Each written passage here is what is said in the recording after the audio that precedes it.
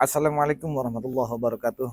Assalatu wassalamu ala Rasulillah Sayyidina wa Maulana Muhammad sallallahu alaihi wasallam wa ala alihi wa ashabi azmain amma ba'du. Baik teman-teman dimanapun teman-teman berada, insyaallah yang dimuliakan oleh Allah Subhanahu wa taala. Mudah-mudahan hari ini saya doakan teman-teman jauh pertama baik, jauh pertama sehat, jauh pertama semangat, jauh pertama bangkit lagi.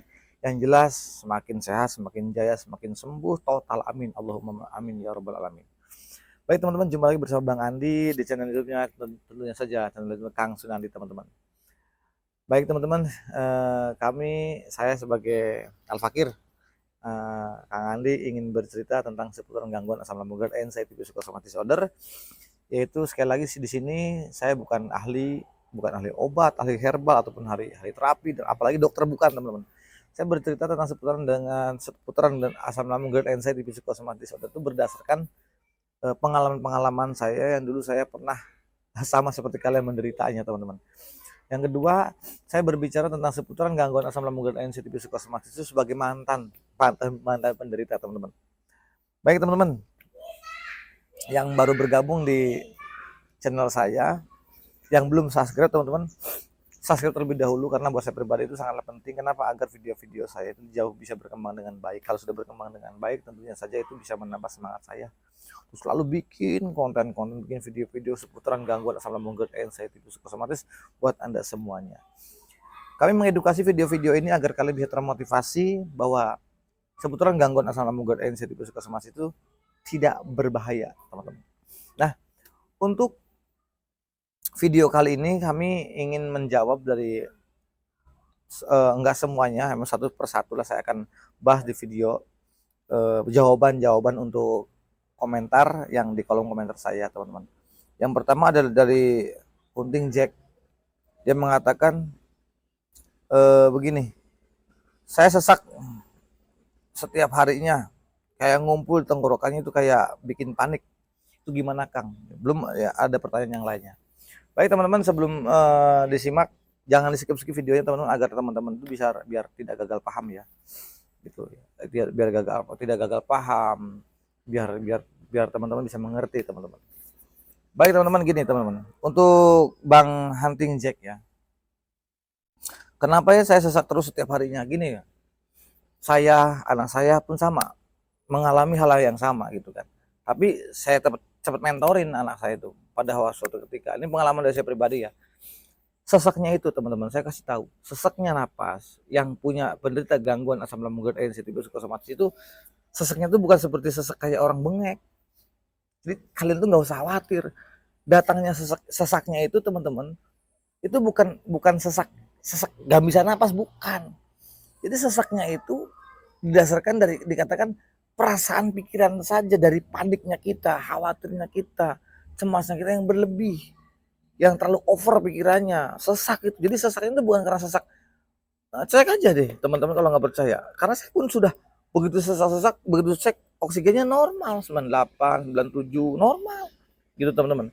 Begitupun sama dengan yang lain, cek aja normal dan nggak perlu pakai oksigen dan sebagainya. Kenapa? Karena sesak napasnya kita itu bukan karena sesak seperti sesak bengek, seperti kayak emang nggak bisa napas, bukan. Jadi sesaknya seperti orang yang terkena gangguan asam lambung GERD, anxiety, psikosomatis, itu sesaknya itu karena perasaan doang, karena dari panik, cemas, khawatir, takut yang berlebih. Kenapa? Karena kita itu ya selalu fokus dengan sensasi itu. Fokus dengan sensasinya, timbullah dari apa namanya, kecemasan yang lain timbul tuh. Seperti contoh deh, kita punya ketraumaan. Nanti saya akan bahas tentang ketraumaan. Kita ini anxiety-nya dari trauma. Jadi macam-macam teman-teman. Anxiety itu dari depresi, ada dari depresi nih, terus dari tekanan juga, broken home ya, ada. Terus dari mantan narkoboy ada. Yang keempatnya itu adalah bukan mantan. Jadi yang keempatnya itu adalah dari trauma. Mungkin saya punya tetangga, punya saudara, punya teman yang dikatakan dia M gara-gara ini. Nah, kita ini selalu punya ketakutan disama-samakan, padahal nggak ada hubungan dengan kita. Nah, seperti itu. Nah, sesaknya kita, aduh jangan-jangan gue mau begini nih, sesaknya jangan-jangan. Nah, kita begitu ke-trigger ataupun kita ketika muncul sesaknya itu langsung menyamakan. Jangan-jangan saya mau sama dengan tetangga, teman, saudara. Jangan-jangan saya mendekati M. Nah, semakin kita takut ke sana, itu semakin pikiran kita semakin kacau. Otomatis sesaknya belum hilang, timbullah sensasi yang lain seperti keringat dingin, ya, keliengan, sesaknya menjadi-jadi seperti berat, bukan sesak sih sebenarnya itu seperti jadi kayaknya sesak gitu kan. Jadi anggapannya dia itu kayak lu gue susah, padahal mah enggak gitu. Itu semuanya itu daripada sugesti kita. Nah terus juga tremor, kaki tangan dingin, keringat dingin keluar semua, itu pasti menimbulkan sensasi yang lain. Kenapa? Karena kita dalam keadaan panik, karena kita dalam keadaan khawatir, cemas, takut yang berlebih, dan itu wajar teman-teman, itu wajar. Nah buat teman-teman sekalian, jadi teman-teman ketika sesak itu, kalau yang nggak puasa, ini kan masih bulan Ramadan teman-teman ya, kalau yang nggak puasa ya minum air hangat, diam, kamu afirmasi positif pada diri kamu sendiri, tarik nafas, tahan, buang. Jadi tarik 4 kali, buang 4 kali, tarik 4 detik, buang 4 detik. Terus sampai memberikan ketenangan, memberikan afirmasi positif, saya kuat, saya bisa, dan saya nggak apa-apa. Dan ini hanya sensasi biasa, dan sensasi seperti ini tidak membahayakan sama sekali. Berikan afirmasi positif seperti itu teman-teman. Nah setelah seperti itu kamu lakukan aktivitas, entah itu nyapu, ngepel, yang perempuan suka masak deh, kalau yang laki-laki bersihin kendaraan kayak untuk mengalihkan tujuannya.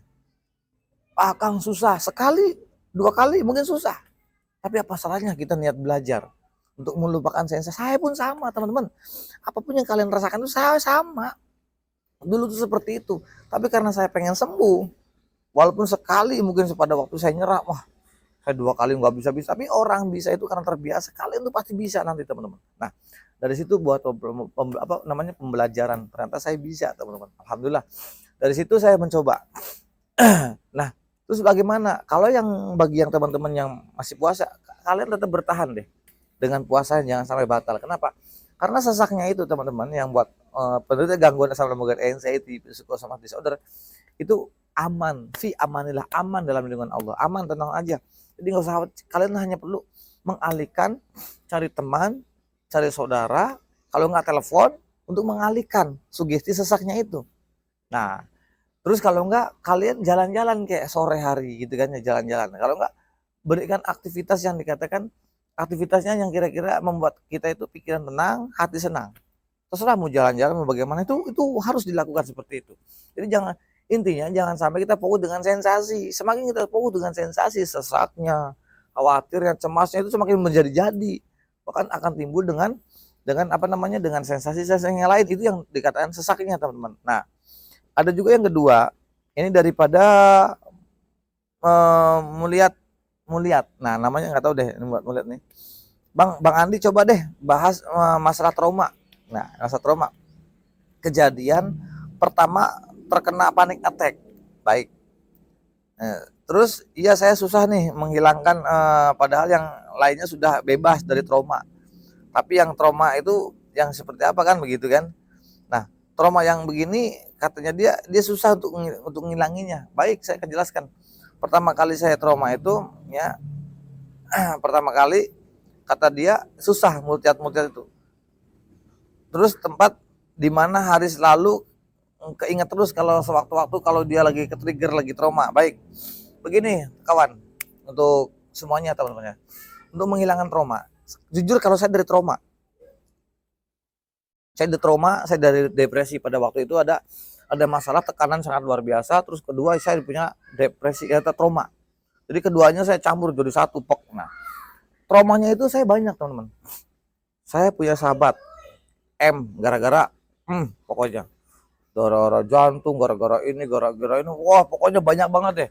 Dan hari itu kawan saya itu meninggal 2 orang, yaitu orang terdekat. Pikiran, saya punya trauma, jarak 1 minggu saya sakit. Nah itu pertama terkena panic attack. Awal pertama saya langsung masuk puskesmas, pulang nggak dirawat, pulang biasa. Jarak 1 minggu kemudian teman-teman, saya masuk ke klinik dirawat. Dari situ awal pertama mula. Dan setiap pulang dari klinik 3-4 hari saya di klinik, pulang itu belum satu hari ketika ada respon piar-piaran, les-lesan, lunglai, terus jantung berdebar, itu langsung saya pergi ke rumah sakit. Nggak sampai 1 hari pergi ke rumah sakit dirawat lagi. Pulang dari rumah sakit 5 hari, kalau enggak, iya 5 hari, pulang nyampe rumah, belum sampai sehari semalam, belum, baru sehari mungkin, nggak sampai sehari semalam, ada berasa lagi dan kumat-kumatnya itu malam. Malam jam 11, jam 10, langsung berangkat lagi ke rumah sakit. Dan saya lakukan seperti itu, bahkan sampai seminggu 2 kali saya masuk rumah sakit. Itu daripada traumatik, karena kita takut, khawatir, takut nggak ketolong, takut dadakan, takut nggak ada yang nolong dan sebagainya. Makanya rumah orang terkena anxiety disorder, tempat yang paling nyaman itu adalah rumah sakit ataupun IGD. Tapi kalau setelah saya sampai ke rumah sakit, ke IGD teman-teman, itu perasaan saya nggak tahu nih, tiba-tiba damai.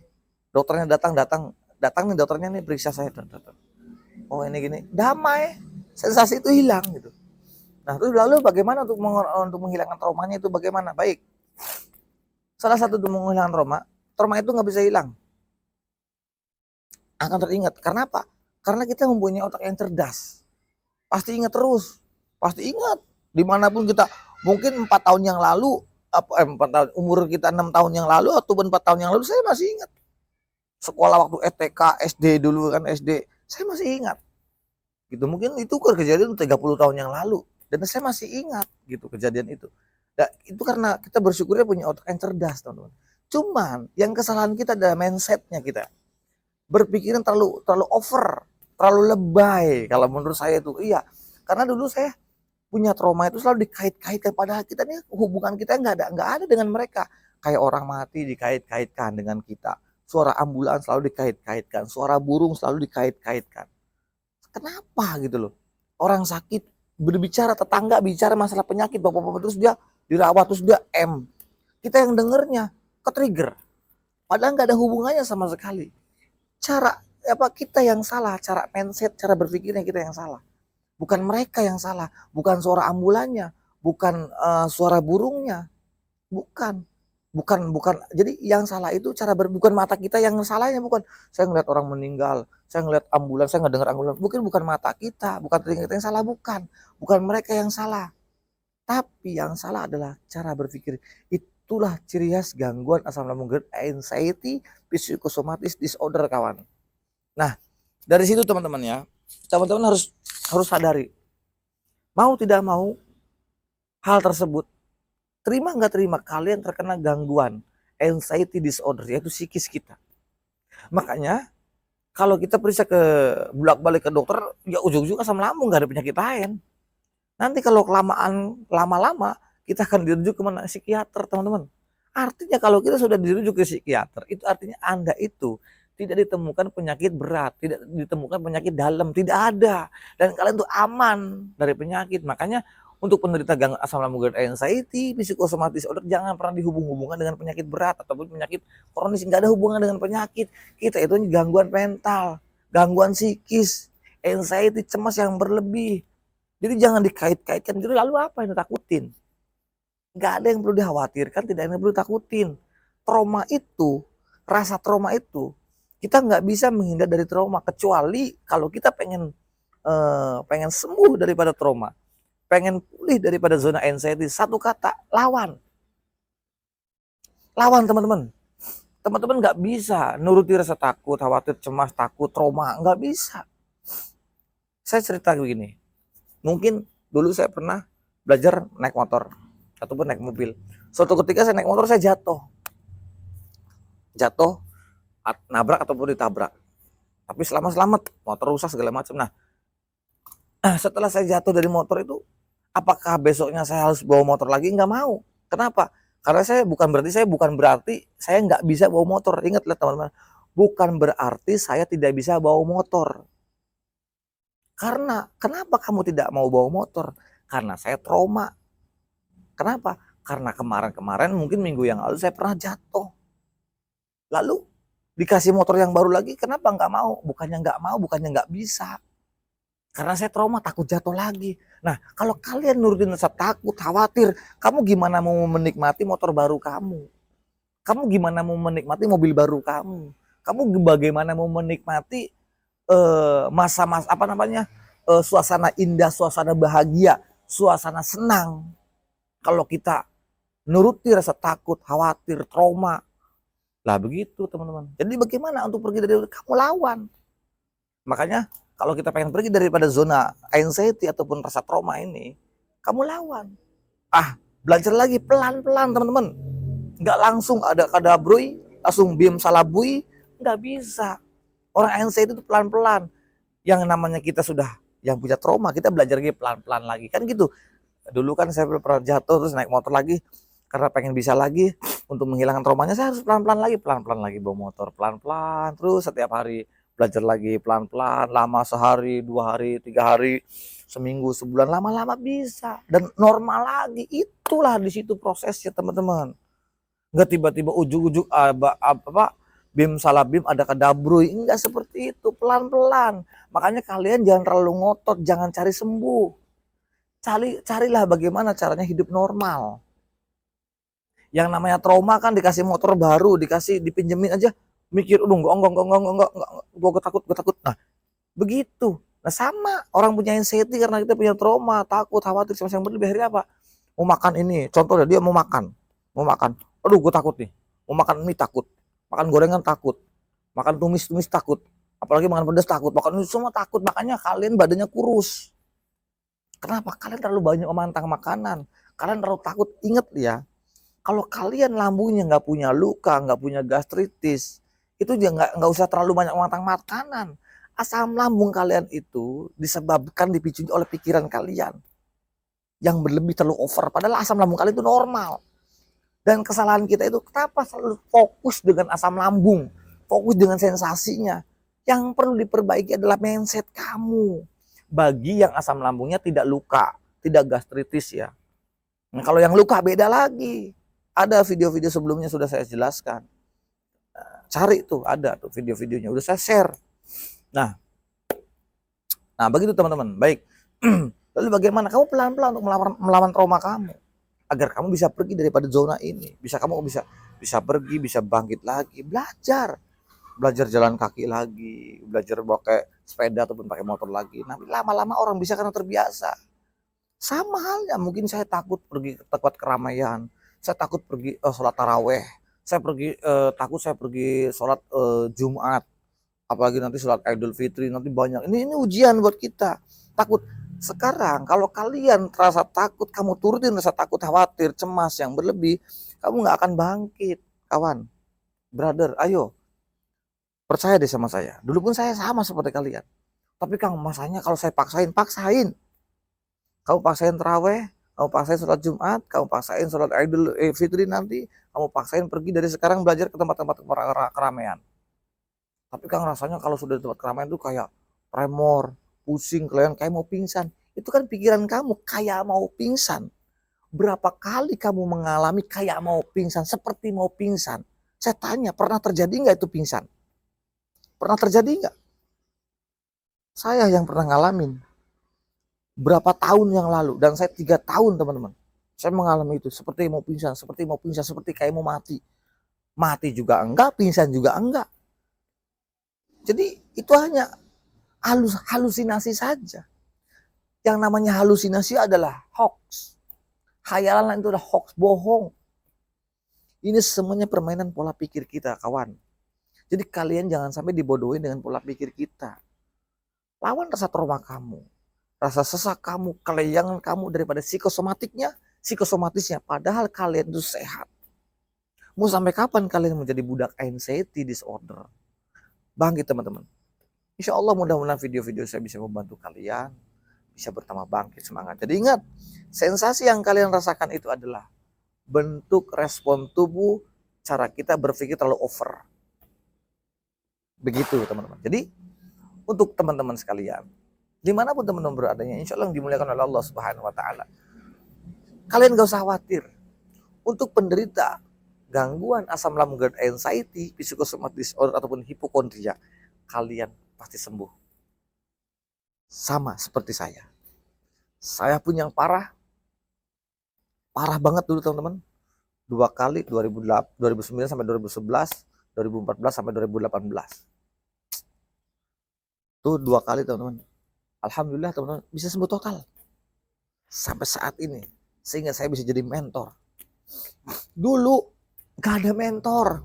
Nggak kayak sekarang banyak mentor-mentor yang sudah sembuh. Di YouTube banyak, mungkin di TikTok banyak. Dulu zaman saya nggak ada mentor, hanya mengandalkan nekat saja. Konsultasi nekat. Saya nggak minum obat, saya nggak minum herbal. Alhamdulillah. Lalu bagaimana? Udah saya share caranya, mau sembuh bagaimana caranya, aktivitasnya seperti apa. Banyak aktivitas. Bukan banyakin obat, bukan salah. Kalau ada yang terkena anxiety disorder banyakin obat, salah. Perbanyak aktivitas. Obat itu bukan solusi, teman. Apalagi herbal, bukan solusi. Solusinya bagaimana? Saya rasakan dan banyak, mungkin ratusan teman-teman saya, subscriber saya yang sudah sembuh. Yang kemarin saya sudah jumpai teman-teman yang benar-benar saya pengen tahu, benar-benar kalau saya udah sembuh apa belum ya, saya tes. Mau minum kopi, mau apa, saya tes semuanya. Saya bawa ke tempat-tempat takjiah, saya bawa ke tempat-tempat ekstrim yang menurut kita itu horor, saya bawa, ternyata bener, mereka udah sembuh. Alhamdulillah teman-teman. Nah, dari situ jadi perbanyak aktivitas, olahraga pagi, banyak yang bersosialisasi, beraktivitas, hindari tiduran siang hari, rebahan siang hari, hindari melamun. Udah itu aja. Dan rasa trauma harus dilawan. Dan sesak itu, ingat yang sesak itu, ya itu daripada cemas kita, khawatir kita yang berlebih. Jadi itu saja teman-teman. Insya Allah mudah-mudahan saya akan bisa bikin video lagi nanti. Ini udah gerimis tuh, udah mau hujan ini. Udah gerimis tuh, udah mendung banget. Ini mendung, di belakang saya mendung. Udah gerimis. Jadi itu saja yang bisa saya sampaikan teman-teman. Yang baik datang dari Allah Subhanahu wa taala, yang jelek dari saya pribadi. Al insanul makhluq khata'un lisan. Saya manusia biasa, masalah khilaf, jadi mohon maafnya. Mudah-mudahan video-video saya bisa jadi manfaat. Akhir kalam, assalamualaikum warahmatullahi wabarakatuh. Jangan lupa bahagia.